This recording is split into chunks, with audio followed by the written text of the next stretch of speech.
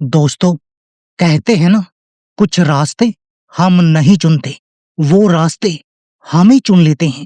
जिंदगी कभी कभी हमें वहां ले जाती है जहां हम कभी जाने की सोचते भी नहीं, और वहीं हमें मिल जाता है कोई ऐसा इंसान जिसकी एक नेकी हमारी पूरी जिंदगी का मतलब बदल देती है। यह कहानी भी एक ऐसी ही लड़की की है। एक ऐसी लड़की जिसने एक अनजान लड़के के लिए वो कर दिखाया जिसे सुनकर शायद आज भी किसी पत्थर दिल इंसान की आंखें भी नम हो जाएं। उत्तर प्रदेश के गोरखपुर से थोड़ी दूर पहाड़ों की तरफ जाते रास्ते पर एक छोटा सा गांव बसा था, बसंतपुर। मिट्टी की पगडंडियां, दूर तक फैले हरे भरे खेत, और हर सुबह शाम मंदिर की घंटी की आवाज जो पूरे गांव में गूंजती थी। इसी गांव में रहता था अमन। उम्र यही कोई 22-23 साल। दुबला पतला, सांवला सा चेहरा, पर आंखों में एक अलग ही चमक थी, सपनों की चमक जो उसे बाकी सब लड़कों से अलग बनाती थी। अमन के पिता रामनाथ गांव के बाजार में एक छोटी सी किराने की दुकान चलाते थे। सुबह से शाम तक दुकान पर बैठते और दिन भर की कमाई से बस इतना हो पाता था कि घर का चूल्हा जलता रहे। इससे ज्यादा कभी कुछ बचता नहीं था। अमन की माँ कमला घर संभालती थी। वो अक्सर रात को सोते वक्त अपने बेटे को देखकर सोचती थी, काश उनके बेटे की किस्मत में थोड़ी और खुशियां होती, थोड़ी और राहत होती। पर दोस्तों, अमन को पैसों की कमी का कभी मलाल नहीं रहा। उसका दिल किसी और ही चीज के पीछे भागता था। उसे प्यारी थी नई जगह, ऊंचे पहाड़, बहती नदियां और शांत वादियां। बचपन से ही जब भी वो किसी के मोबाइल में पहाड़ों की तस्वीरें देखता तो घंटों उन्हें निहारता रहता। गांव के स्कूल में जब मास्टर जी नेपाल और हिमालय के बारे में पढ़ाते तो अमन की आंखें चमक उठती थी। उसका एक ही सपना था, कभी न कभी वो नेपाल जाएगा, उन बर्फ से ढके पहाड़ों को अपनी आंखों से छुएगा, पोखरा की उस शांत झील के किनारे बैठेगा जिसके बारे में उसने न जाने कितनी कहानियां सुनी थी। दोस्तों, सपना बहुत बड़ा था पर जेब बहुत छोटी। पर अमन ने हार नहीं मानी। उसने मन ही मन ठान लिया कि वो थोड़ा थोड़ा करके पैसे जोड़ेगा और एक दिन अपना यह सपना जरूर पूरा करेगा। पूरे 2 साल तक उसने यह तपस्या की। दिन में पिता की दुकान पर हाथ बटाता और बाकी समय गांव में जहां भी कोई छोटा मोटा काम मिलता, किसी के खेत में मजदूरी, किसी की दुकान पर हिसाब किताब, वो कर लेता और एक एक रुपया कर पुराने स्टील के डिब्बे में जमा करता जाता, जिसे उसने अपनी अलमारी के सबसे ऊपर वाले खाने में छुपा रखा था। रात को जब सब सो जाते तो अमन उस डिब्बे को निकालकर पैसे गिनता और सपने देखता। हर बढ़ता हुआ रुपया उसे अपनी मंजिल के एक कदम और करीब ले जाता, और आखिरकार 2 साल की उस अनथक मेहनत के बाद वो दिन आ ही गया जब उसके पास इतने पैसे जमा हो गए कि वो अपना सपना सच कर सके। उस रात खाना खाने के बाद अमन ने बड़ी हिम्मत जुटाकर अपने मन की बात कही, बाबूजी, माँ, मैं कुछ दिनों के लिए नेपाल घूमने जाना चाहता हूँ। कमरे में अचानक खामोशी छा गई। रामनाथ ने अपनी आंखों से चश्मा उतारा और बेटे की तरफ ध्यान से देखा। अकेले जाएगा बेटा, इतनी दूर, अनजान देश में? हाँ बाबूजी, मैंने अपने जोड़े हुए पैसों से जाने का पूरा इंतजाम किया है। आप पर बोझ नहीं डालूंगा, बस आप दोनों का आशीर्वाद चाहिए। रामनाथ कुछ पल चुप रहे, फिर एक लंबी सांस लेते हुए बोले, बेटा, दुनिया बाहर से जितनी सुंदर दिखती है ना, असल में उतनी आसान नहीं होती। अपनों से दूर परदेश में इंसान को बहुत कुछ सीखना पड़ता है। पर अगर तेरा मन है तो जा, मैं तुझे रोकूंगा नहीं। बस अपना ख्याल रखना और किसी मुसीबत में फंसे तो घबराना मत। माँ कमला की आंखें भर आई, पर वो मुस्कुरा रही थी। उसने धीरे से कहा, जा बेटा, अपना सपना पूरा कर, पर वादा कर रोज एक बार फोन जरूर करेगा। अगली सुबह जब अमन जाने को तैयार हुआ तो माँ ने अपने हाथों से उसके बैग में कपड़े रखे, एक छोटी पोटली में लड्डू और मठरी बांधी। रास्ते में भूख लगे तो खा लेना। और जाते समय उसके माथे पर हाथ फेरते हुए भरी हुई आवाज में बोली, बेटा, अनजान जगह है, किसी पर इतनी जल्दी भरोसा मत करना। दुनिया में अच्छे लोग भी हैं और बुरे भी, संभल कर रहना। अमन हंसा, माँ बाबूजी के पैर छुए और निकल पड़ा अपने सपनों की उस मंजिल की ओर। दोस्तों, उस वक्त उसे जरा भी अंदाजा नहीं था कि यह सफर सिर्फ पहाड़ देखने का नहीं, बल्कि उसकी पूरी जिंदगी की दिशा बदल देने वाला सफर बनने वाला है। घंटों के लंबे और थका देने वाले सफर के बाद बस ने भारत की सीमा पार की और नेपाल की मिट्टी पर अमन के कदम पड़े। दोस्तों, जैसे ही उसने पहली बार उन ऊंचे आसमान को छूते पहाड़ों को सामने देखा, उसकी आंखें खुली की खुली रह गई। हल्की ठंडी हवा उसके चेहरे को छू रही थी। बादल पहाड़ों के बीच ऐसे तैर रहे थे जैसे किसी ने आसमान में रुई के टुकड़े बिखेर दिए हैं। उसे यकीन ही नहीं हो रहा था कि जो सपना उसने सालों रात रात भर जाग कर देखा था, वो आज सच होकर उसकी आंखों के सामने खड़ा था। सबसे पहले वो काठमांडू पहुंचा। वहां के प्राचीन मंदिरों में उसने सिर झुकाया, संकरी पुरानी गलियों में घूमा और हर एक पल को अपनी आंखों में, अपने दिल में बसाता रहा। पर उसका असली सपना तो पोखरा था, वो झील, वो वादियां। इसलिए अगली सुबह उसने पोखरा जाने वाली बस पकड़ने का फैसला किया। बस स्टैंड पहुंचने से पहले उसे जोर की भूख लगी। उसने सड़क किनारे एक छोटे से ढाबे पर खाना खाया, पानी पिया और तभी उसे ध्यान आया कि बस का समय हो चला है। वो जल्दबाजी में पैसे चुकाकर अपना बैग उठाकर बस की ओर भागा। दोस्तों, इसी एक पल की जल्दबाजी ने वो कर दिखाया जिसका उसे जरा भी अंदाजा नहीं था। बस में अपनी सीट पर बैठते ही उसने राहत की सांस ली। खिड़की के पास वाली सीट मिल गई। बस धीरे धीरे आगे बढ़ने लगी और बाहर पहाड़ पीछे की ओर भागते जा रहे थे। अमन का दिल खुशी से झूम रहा था। उसने मन ही मन सोचा, माँ बाबूजी होते तो कितना खुश होते यह सब देखकर। पर कुछ ही देर बाद जब कंडक्टर टिकट काटते हुए उसके पास आया और उसने पैसे निकालने के लिए अपनी जेब में हाथ डाला तो उसके पैरों तले की जमीन खिसक गई। उसका पर्स वहां नहीं था। उसने घबराकर दूसरी जेब टटोली, फिर बैग खोलकर उसका कोना कोना देखा। बार बार वही जगह टटोलता रहा पर पर्स कहीं नहीं था। और तभी उसे याद आया, उसका पर्स तो उसी ढाबे की टेबल पर छूट गया था जहां उसने जल्दबाजी में खाना खाया था। उस पर्स में उसके सारे पैसे थे, उसका पहचान पत्र था, सब कुछ। अब उसके पास एक फूटी कौड़ी भी नहीं बची थी।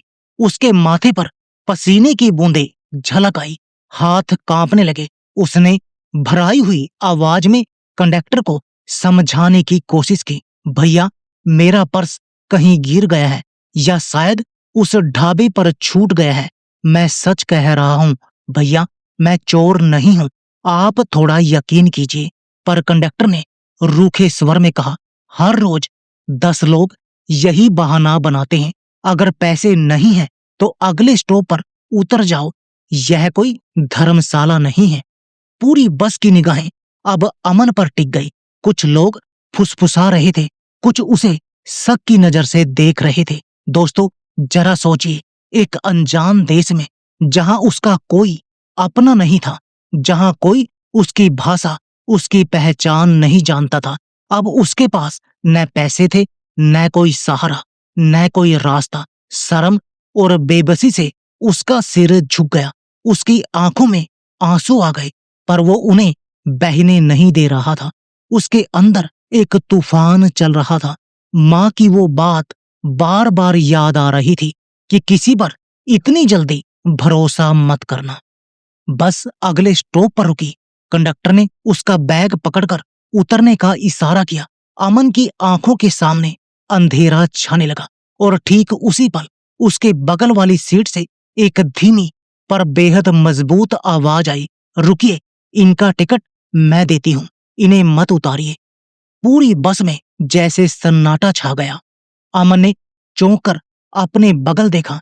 एक लड़की खड़ी थी, साधारण से सूट में, चेहरे पर एक अजीब सी शांति और आंखों में एक सच्चाई जो दूर से ही महसूस हो रही थी। उसने बिना किसी हिचकिचाहट के अपने बटुए से पैसे निकाले और अमन का टिकट चुका दिया। कंडक्टर पैसे लेकर बड़बड़ाता हुआ आगे बढ़ गया और अमन अमन हैरानी से उस लड़की को देखता ही रह गया। उसके गले में शब्द अटक गए। बड़ी मुश्किल से वो इतना ही कह पाया, थैंक यू, अगर आप न होती तो शायद मुझे इस अनजान जगह बीच रास्ते में ही उतार दिया जाता। आपने आज मेरी बहुत बड़ी मदद की। लड़की हल्के से मुस्कुराई। उसकी मुस्कान में एक अपनापन था। कोई बात नहीं, मुश्किल वक्त किसी पर भी कभी भी आ सकता है। आज आप पर आया है, कल किसी और पर आएगा। ऐसे वक्त में अगर हम एक दूसरे की मदद न करें तो इंसान होने का क्या फायदा। वैसे मेरा नाम सुषमा है। दोस्तों, अमन को उस वक्त बिल्कुल अंदाजा नहीं था कि यह छोटी सी मुलाकात, यह एक मामूली सी मदद आने वाले दिनों में उसकी पूरी जिंदगी का रुख ही बदल सकती है। बस अब पहाड़ों के बीच घुमावदार रास्तों पर धीरे धीरे आगे बढ़ रही थी। बाहर ठंडी हवा चल रही थी और दूर दूर तक सिर्फ बादल और हरी भरी चोटियां दिखाई दे रही थी। पर अमन का ध्यान अब उन खूबसूरत नजारों पर नहीं था। उसका मन बार बार उसी अजनबी लड़की की नेकी के बारे में सोच रहा था। एक ऐसी लड़की जिसे वो जानता तक नहीं था, उसने बिना किसी मतलब के उसकी इतनी बड़ी मदद की थी। कुछ देर की खामोशी के बाद सुषमा ने धीरे से पूछा, पहली बार नेपाल आए हो? अमन ने सिर हिलाया। हाँ, बचपन से सपना था यहाँ आने का। 2 साल मेहनत करके पैसे जोड़े थे और देखिए आते ही सब कुछ खो दिया।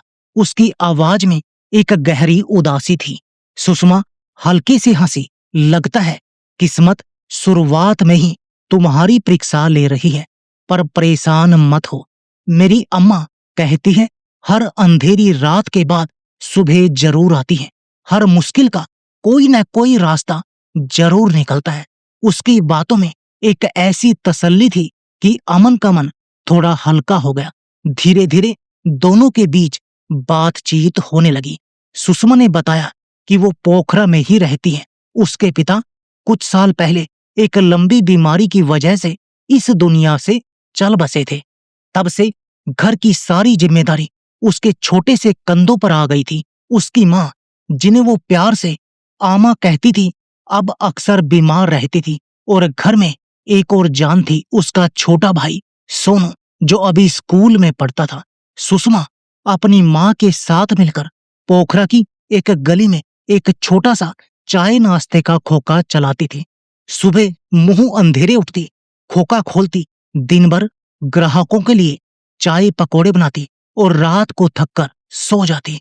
दिन भर की मेहनत के बाद जो थोड़े बहुत पैसे आते, उसी से घर का खर्च चलता और भाई की पढ़ाई होती। दोस्तों, इतनी कम उम्र में इतनी बड़ी जिम्मेदारियां। पर हैरानी की बात यह थी कि सुषमा के चेहरे पर शिकायत की एक भी लकीर नहीं थी। वो हर बात इतनी सादगी से कह रही थी जैसे यह सब उसकी जिंदगी का बहुत आम सा हिस्सा हो। अमन हैरानी और इज्जत से उसकी बातें सुन रहा था। जिस लड़की के पास खुद इतनी मुश्किलें थी, उसी ने बिना सोचे एक अजनबी की मदद कर दी थी। उसके मन में सुषमा के लिए एक अलग सी इज्जत जन्म ले रही थी। कुछ देर बाद सुषमा ने पूछा, अब आगे क्या करोगे? न पैसे हैं, न पहचान, घर वापिस कैसे जाओगे? अमन कुछ पल चुप रहा, फिर एक फीकी हंसी के साथ बोला, सच कहूं तो अभी खुद कुछ समझ नहीं आ रहा। घर वालों को बताऊंगा तो वो परेशान हो जाएंगे। सुषमा ने कुछ देर उसे ध्यान से देखा, फिर धीमी पर भरोसे से भरी आवाज में बोली, देखो, अगर तुम्हें बुरा न लगे तो एक बात कहूं, जब तक तुम्हारे लौटने का कोई इंतजाम नहीं हो जाता, तब तक तुम हमारे यहाँ रुक सकते हो। हमारा घर बड़ा नहीं है, पर एक मेहमान के लिए जगह और एक वक्त की रोटी हमेशा है। और हमारे खोखे पर थोड़ा हाथ बटा देना, इससे तुम्हारा भी मन लगेगा और थोड़े पैसे भी जुड़ जाएंगे।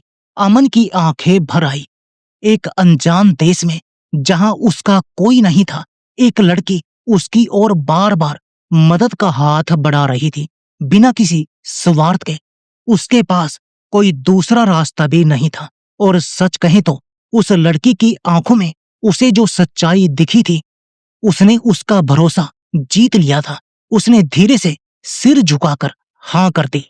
कुछ घंटों बाद बस पोखरा पहुंची।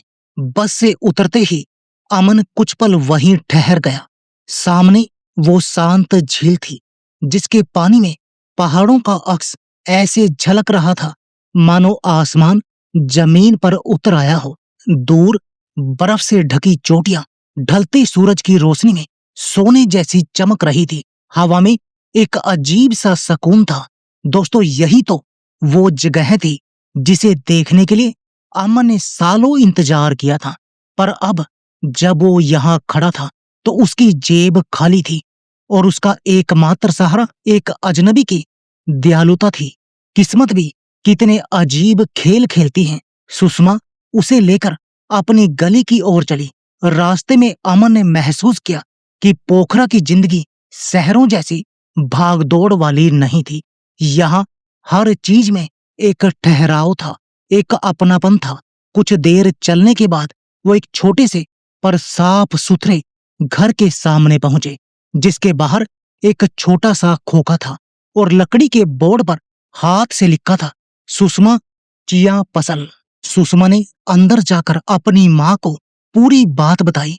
पहले तो उसकी आमा थोड़ी चौंकी। एक अनजान लड़का अचानक उनके घर आ गया था।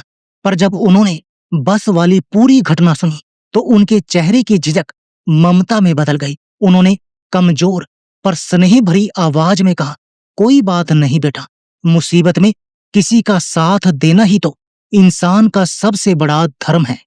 जब तक तुम्हारा सब कुछ ठीक न हो जाए, तुम यहीं रहो, इसे अपना ही घर समझो। आमा ने हाथ जोड़कर सिर झुका लिया। उसकी आंखें फिर भर आई। उस पल उसे ऐसा महसूस हुआ जैसे परदेश में अजनबियों के बीच उसे एक अपना घर मिल गया हो। दोस्तों, कभी कभी अजनबियों की दी हुई ममता अपनों के प्यार से भी ज्यादा गहरी और सच्ची लगती है। अगले ही दिन से अमन ने खोखे पर काम शुरू कर दिया। वो सुबह सबसे पहले उठता, खोखे की सफाई करता, बर्तन धोता, चाय बनाने में सुषमा की मदद करता और ग्राहकों को मुस्कुराकर नाश्ता परोसता। जिंदगी में पहली बार वो अपने घर से इतनी दूर इस तरह दूसरों के लिए मेहनत कर रहा था। पर हैरानी की बात यह थी कि उसे यह काम बोझ नहीं बल्कि सुकून लग रहा था। यहाँ कोई दिखावा नहीं था, कोई स्वार्थ नहीं था, बस सादे लोग थे और सच्चे रिश्ते। धीरे धीरे दिन हफ्तों में बदलने लगे। अमन का हंसमुख स्वभाव और काम के प्रति उसकी लगन देखकर सुषमा की आमा भी उसे अपने बेटे जैसे मानने लगी। छोटा सोनू तो उससे इतना घुल मिल गया था कि स्कूल से लौटते ही अमन भैया करता हुआ उसके पास दौड़ता चला आता। अमन उसे पढ़ाता, उसके साथ खेलता, कहानियां सुनाता और सुषमा के साथ तो अमन का एक अलग ही रिश्ता बनता जा रहा था। दोनों साथ काम करते, साथ हंसते और शाम को जब खोखे की भीड़ कम हो जाती तो वो दोनों झील के किनारे जाकर बैठ जाते और घंटों बातें करते। अमन सुषमा को अपने गांव की बातें सुनाता, खेतों की हरियाली की, माँ के हाथ की गर्म रोटियों की, बाबूजी की उस छोटी सी दुकान की जहां वो बड़ा हुआ था। और सुषमा उसे पहाड़ों की पुरानी कहानियां सुनाती, अपने बचपन के किस्से बताती और उन सपनों की बातें करती जो उसने अपने दिल के किसी कोने में छुपा रखे थे। दोस्तों, एक शाम जब आसमान नारंगी रंग में रंगा हुआ था और झील का पानी सुनहरा दिख रहा था। अमन ने धीरे से पूछा, सुषमा, तुम्हारा कोई सपना नहीं है? बस यही खोखा, यही रोज की भागदौड़? तुम्हें खुद के लिए कुछ नहीं चाहिए? सुषमा कुछ पल खामोश रहे। उसकी नजरें दूर पहाड़ों पर टिक गई। फिर एक गहरी सांस लेकर वो बोली, है ना, क्यों नहीं? पर मेरे सारे सपने मेरे परिवार से जुड़े हैं।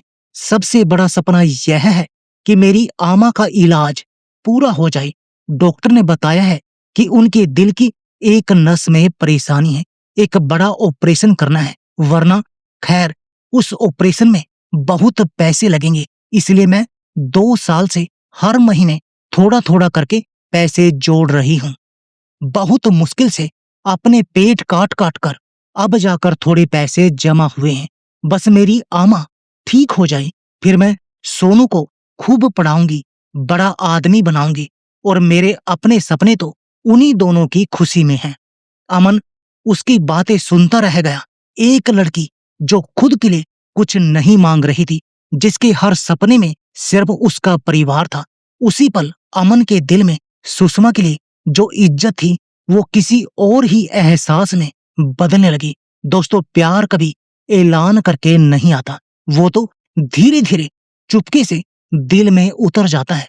अमन को कब सुषमा की हंसी सबसे प्यारी लगने लगी, कब उसकी थकी हुई आंखों में उसे एक अलग सी रोशनी दिखने लगी, कब वो हर शाम का इंतजार सिर्फ इसलिए करने लगा कि झील किनारे सुषमा के साथ कुछ पल बिता सके, उसे खुद पता नहीं चला। और सुषमा, वो भी अब अमन के बिना अपने दिन अधूरे महसूस करने लगी थी। उसकी हंसी, उसका साथ, उसका सोनू को पढ़ाना, यह सब सुषमा के मन में जगह बना चुका था।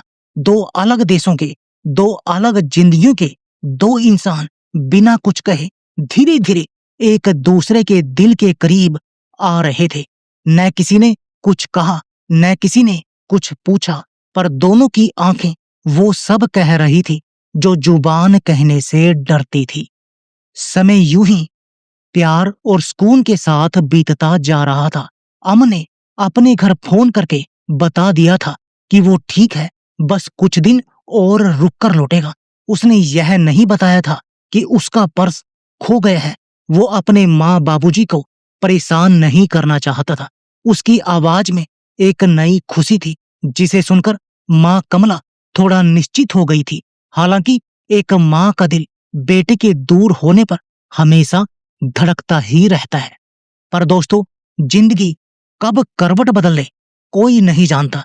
जो पल हंसी से भरे होते हैं वही अगले ही पल आंसुओं में बदल सकते हैं। एक सुबह अमन खोखे के लिए कुछ जरूरी सामान लेने पास के बाजार जा रहा था। मौसम साफ था, उसके चेहरे पर एक हल्की मुस्कान थी और शायद वो मन ही मन सुषमा के बारे में ही सोच रहा था। तभी सड़क पार करते वक्त एक तेज रफ्तार गाड़ी न जाने कहां से आई और एक जोरदार आवाज के साथ अमन हवा में उछलकर सड़क पर जा गिरा। उस गाड़ी ने उसे बुरी तरह टक्कर मार दी थी। पल भर में सब कुछ बदल गया। सड़क पर भीड़ जमा हो गई।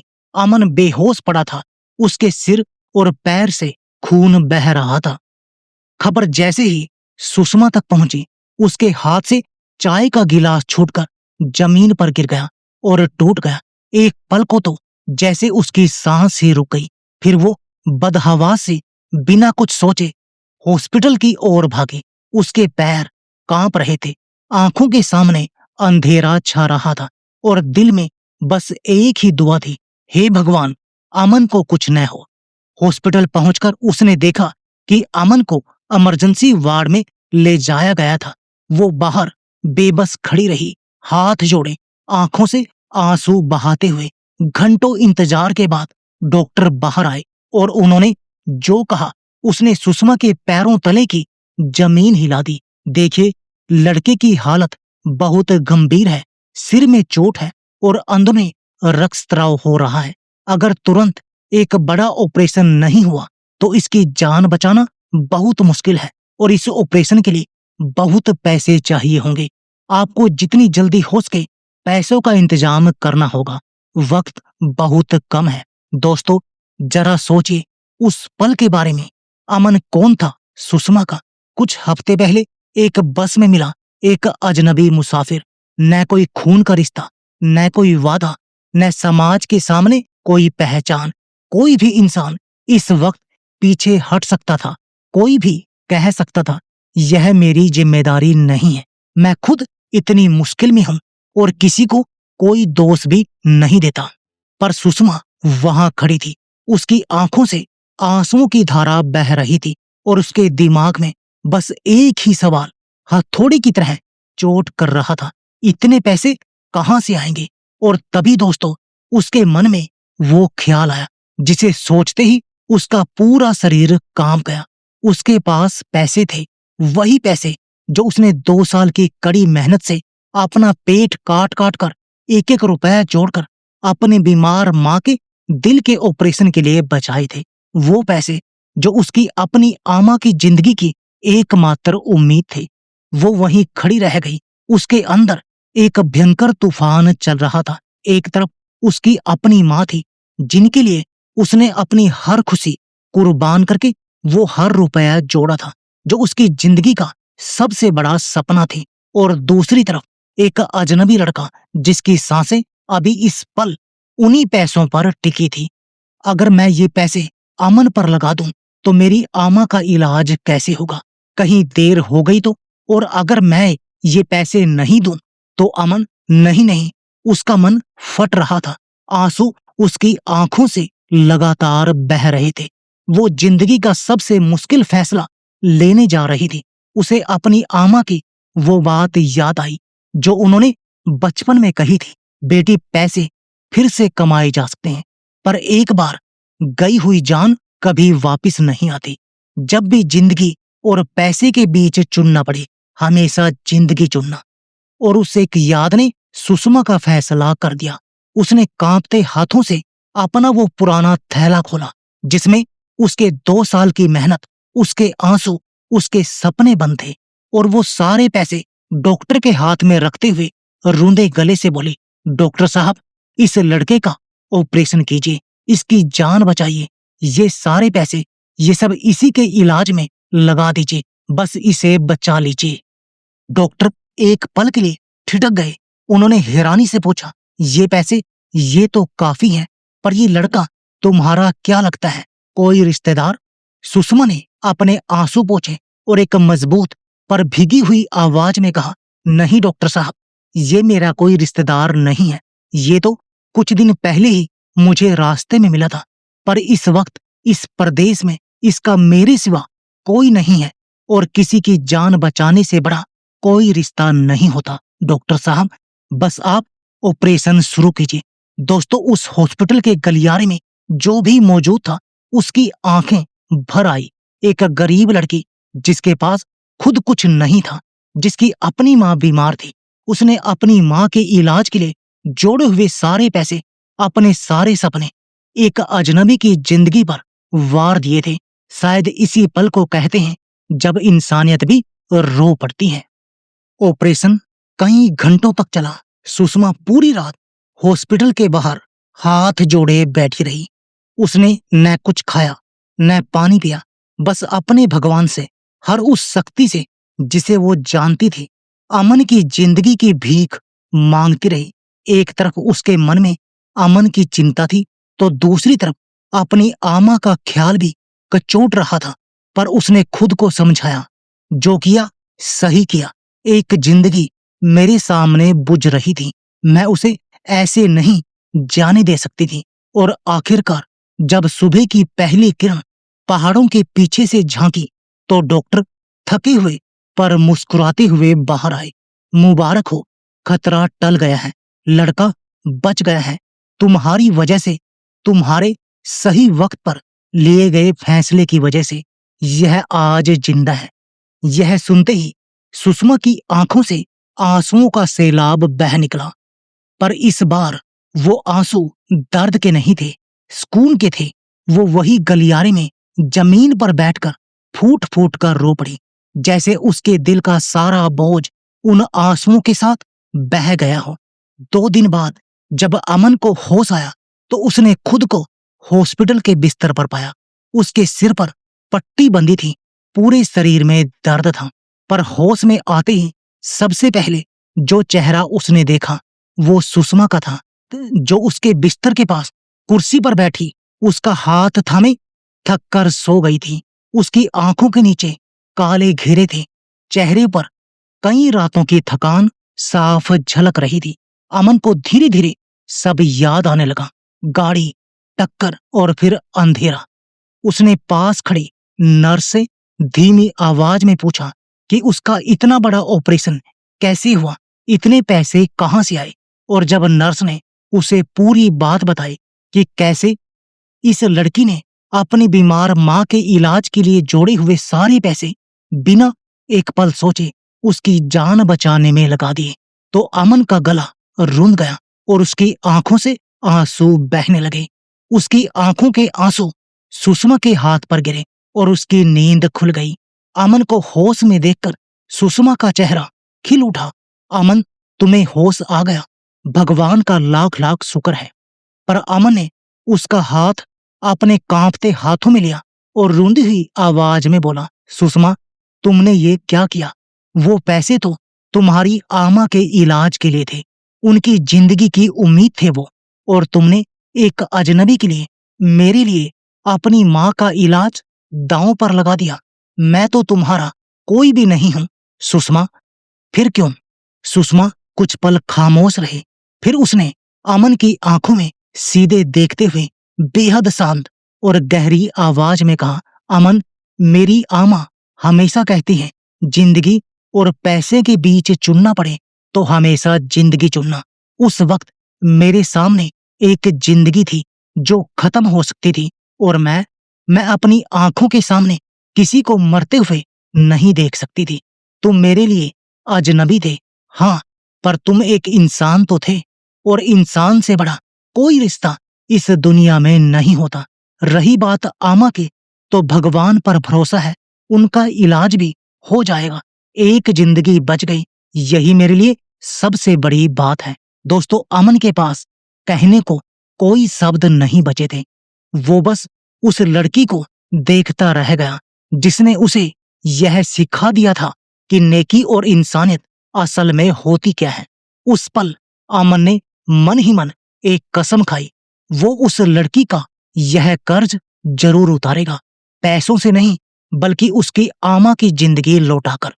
हॉस्पिटल से छुट्टी मिलते ही अमन ने सबसे पहले अपने घर फोन किया। अब उसके पास कुछ छुपाने की हिम्मत नहीं थी। उसने अपने माँ बाबूजी को रोते हुए पूरी कहानी सुनाई, पर्स खोने से लेकर सुषमा की मदद, उसके परिवार का सहारा, और फिर अपने एक्सीडेंट और सुषमा की उस अनमोल कुर्बानी तक। उसने बताया कि कैसे एक अनजान देश में एक गरीब लड़की ने अपनी माँ का इलाज छोड़कर उसकी जान बचाई। फोन के दूसरी तरफ कुछ देर तक सिर्फ खामोशी रही, फिर रामनाथ की भारी भीगी हुई आवाज आई, बेटा, जिस लड़की ने हमारे इकलौते बेटे की जान बचाई, उसकी माँ की जान बचाना अब हमारा फर्ज है। यह सिर्फ कर्ज नहीं, यह हमारा धर्म है। तू जरा भी चिंता मत कर, तेरे बाबूजी अभी जिंदा है। दोस्तों, रामनाथ ने अपनी पूरी जिंदगी की जमा पूंजी निकाल ली। फिर भी जब कुछ कमी रह गई तो गांव वालों ने भी जब यह कहानी सुनी तो हर किसी ने अपनी हैसियत के मुताबिक मदद की। किसी ने 1000, किसी ने 500, पूरा गांव एक हो गया उस अनजान नेपाली माँ की जान बचाने के लिए, जिसकी बेटी ने उसके गांव के बेटे को नई जिंदगी दी थी। कुछ ही दिनों में अमन के माँ बाबूजी खुद नेपाल पहुंच गए। दोस्तों, वो नजारा देखने लायक था। दो अलग देशों के, दो अलग भाषाओं के परिवार जो कुछ समय पहले एक दूसरे को जानते तक नहीं थे, आज एक दूसरे के गले लगकर रो रहे थे। न कोई सरहद बीच में थी, न कोई दूरी, बस था तो सिर्फ इंसानियत का एक अटूट रिश्ता। अमन के परिवार की मदद से सुषमा की आमा का भी वो बड़ा ऑपरेशन हुआ जिसका सपना सुषमा सालों से देख रही थी, और भगवान की कृपा से वो ऑपरेशन भी सफल रहा। सुषमा की आमा अब पूरी तरह स्वस्थ हो रही थी। जब सुषमा की आमा को पता चला कि अमन के परिवार ने उनके इलाज का सारा इंतजाम किया है, तो उन्होंने भराई हुई आवाज में सुषमा का हाथ अमन के हाथ में देते हुए कहा, बेटी, तूने एक अजनबी की जान बचाई थी और भगवान ने उसी अजनबी के जरिए मेरी जान लौटा दी। यह रिश्ता अब सिर्फ नेकी का नहीं रहा, यह तो ऊपर वाले का बनाया हुआ रिश्ता है और मैं चाहती हूं कि यह रिश्ता हमेशा के लिए जुड़ जाए। दोस्तों, कुछ ही महीनों बाद दोनों परिवारों की मौजूदगी में पोखरा की उसी झील के किनारे, जहां अमन और सुषमा घंटों बैठकर अपने दिल की बातें किया करते थे, उन दोनों की शादी हो गई। पहाड़ों ने उस शादी की गवाही दी, उस शांत झील ने अपना आशीर्वाद दिया और दो देशों की दो आत्माएं हमेशा के लिए एक हो गई। छोटा सोनू सबसे ज्यादा खुश था, उसे तो उसका अमन भैया हमेशा के लिए मिल गया था। पर दोस्तों, यह कहानी यहीं खत्म नहीं हुई। शादी के बाद अमन और सुषमा ने मिलकर एक फैसला किया। उन्होंने तय किया कि उन्होंने जो दर्द झेला है, पैसों की कमी की वजह से किसी अपने की जिंदगी खतरे में पड़ते देखना, वो दर्द वो किसी और को महसूस नहीं होने देंगे। उन्होंने अपने उसी छोटे से खोखे की कमाई से एक छोटी सी शुरुआत की, एक ऐसा कोर्स बनाया जहां उन जरूरतमंद और गरीब लोगों के इलाज के लिए मदद की जाती थी, जो पैसों की कमी की वजह से अपने अपनों का इलाज नहीं करा पाते थे। शुरुआत में मदद छोटी थी, पर नीयत बहुत बड़ी थी। धीरे धीरे यह बात पूरे इलाके में फैल गई। अमन और सुषमा की कहानी अब लोगों की जुबान पर थी। एक स्थानीय अखबार में उनकी कहानी छपी, जिसका शीर्षक था, एक नेपाली बेटी की कुर्बानी जिसने इंसानियत को जिंदा कर दिया। और जो पैसे कभी एक माँ के इलाज और फिर एक अजनबी की जान बचाने में लगे थे, वो अब सैकड़ों जरूरतमंद लोगों की जिंदगी की उम्मीद बन गए थे। दोस्तों, एक रात जब आसमान में चांद पूरी तरह खिला हुआ था और झील का शांत पानी चांदनी में चमक रहा था, अमन और सुषमा उसी किनारे पर बैठे थे जहां से उनकी इस अनमोल कहानी की शुरुआत हुई थी। अमन ने सुषमा का हाथ अपने हाथ में लेते हुए एक गहरी मुस्कान के साथ कहा, मैं तो यहां बस घूमने आया था सुषमा। सोचा था कुछ दिन पहाड़ देखूंगा, झील देखूंगा और वापस अपने गांव लौट जाऊंगा, पर शायद किस्मत मुझे यहाँ किसी और ही वजह से लाई थी, शायद तुमसे मिलने के लिए और जीना सीखने के लिए। सुषमा मुस्कुराई और दो पहाड़ों की ओर देखते हुए धीरे से बोली, मैंने तुमसे एक बार कहा था ना, कभी कभी रास्ते हम नहीं चुनते अमन, रास्ते हमें चुन लेते हैं। और जो रास्ता दो सच्चे दिलों को जोड़ने के लिए बना हो, उसे न कोई दूरी रोक सकती है, न कोई सरहद। अमन ने उसकी आंखों में देखा। उन आंखों में उसे वही सच्चाई, वही इंसानियत दिखी जो पहली बार बस में दिखी थी। उस पल उसे अच्छी तरह समझ आ गया कि जिंदगी ने उसे सिर्फ प्यार ही नहीं दिया, बल्कि एक ऐसी हमसफर दी थी जिसकी एक नेकी ने यह साबित कर दिया था कि स्वार्थ भरी दुनिया में आज भी इंसानियत, सच्चाई और निस्वार्थ प्यार जिंदा है। दोस्तों, इस कहानी से हमें यही सबसे बड़ी सीख मिलती है कि इस दुनिया में सबसे बड़ी दौलत पैसा नहीं, बल्कि एक नेक और सच्चा दिल है। सुषमा के पास दौलत नहीं थी, सुख सुविधाएं नहीं थी, पर उसके पास वो था जो किसी बड़े अमीर के पास भी नहीं होता, एक ऐसा दिल जो किसी अजनबी की जान बचाने के लिए अपने सबसे बड़े सपने को भी कुर्बान कर दे।